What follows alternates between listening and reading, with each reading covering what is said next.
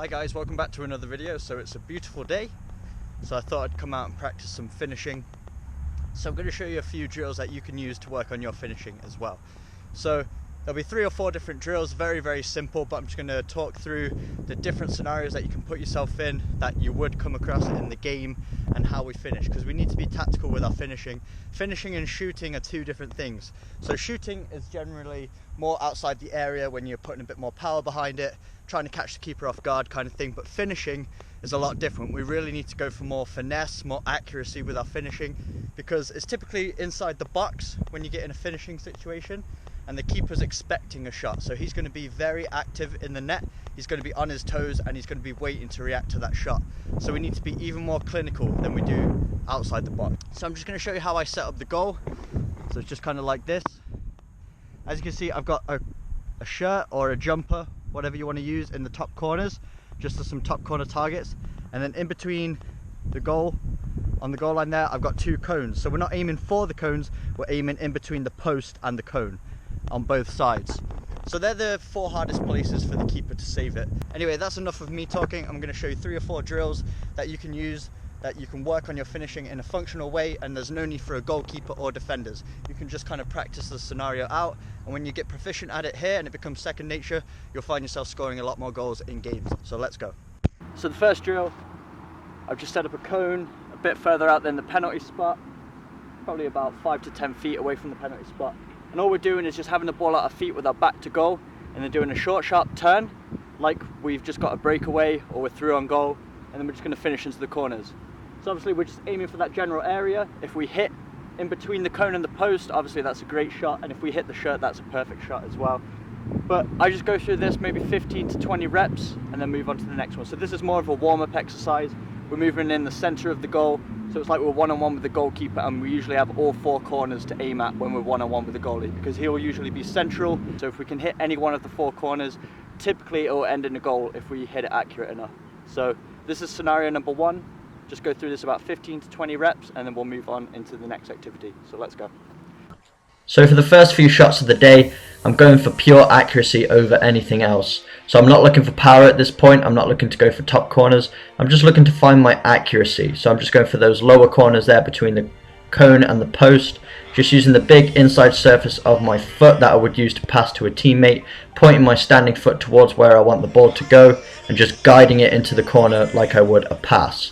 And now you see a lot of top players, for example Messi, he scores a lot of goals inside the box, and you'll see that it looks like he's just passing it into the net, and that's just because he's going for pure precision, and he's using that inside surface because he knows he'll get the most accuracy out of it. And it's very difficult for the keepers if you're passing it into the bottom corners. You don't need to blast it in, you just need to go for accuracy.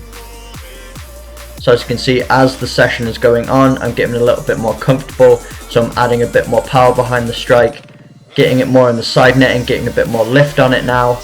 Now that I've found my range, I can start working my way up towards the top corner. So all I'm doing now is using the exact same technique, but the only thing I'm doing different is just leaning back a little bit, just so I can get a bit of lift on that ball and start to raise it on the upper half of the net.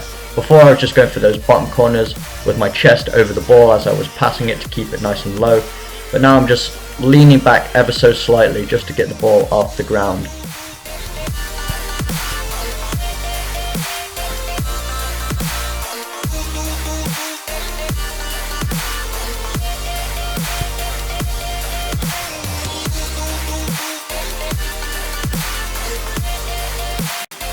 So after I've hit all the corners with my right foot, I just like to take a few shots on my left foot as well. Not as many as my right foot, but still just to get a bit of practice in with my left foot and feel comfortable finding the corners with that foot as well. Because it's just going to make you more dangerous in a match if you're able to shoot with both feet. So that's scenario number 1, going head on. Now let's look at scenario number 2. To the right hand side of the goal now, so we're acting like that's a defender. We're going to cut to the defender's left, our right, and what that does, that shifts the goalkeeper towards the near post slightly. So if he's shifting his momentum in one direction, if we shoot in the opposite corner, he's going to be off balance and it's going to be a lot harder for him to reach. Usually keepers come across and they open up that far corner. So what we're aiming for is either the bottom, again between the cone and the post, or the top corner, let's assume that you're playing against a good goalkeeper and he's going to be covering that near post. We're not passing it this time, we're using our laces. So again, use that standing foot pointed towards the target, strike through the ball, keep your chest over the ball to keep it nice and low, and you should find a lot of success using this in a match. So let's go. So as I said, we're just using that cone as a defender. We're cutting to the right side of it, and we're just looking for that far corner, because as we shift the ball to the right, the keeper usually shifts with us towards his near post and opens up that far corner. So we're just trying to keep it nice and low at first. We're not using our inside, we're not passing it into the corner now, we're using our laces, but we're getting our chest over the ball to keep it nice and low, and we're just trying to drive it between the post and the cone. So these are very difficult for the keepers to save. A lot of top strikers, players like Harry Kane, they find this corner all the time. A lot of their goals, a great percentage of their goals throughout a season are hit in this corner by shifting the keeper towards his near post and then finding that open space.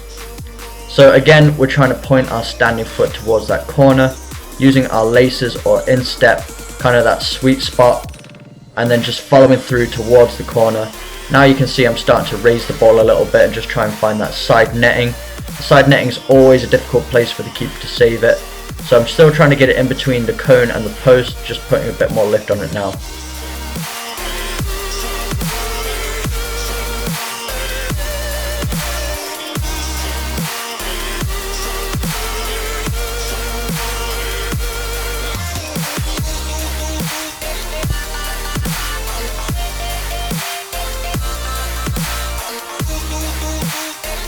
So that's scenario number 2.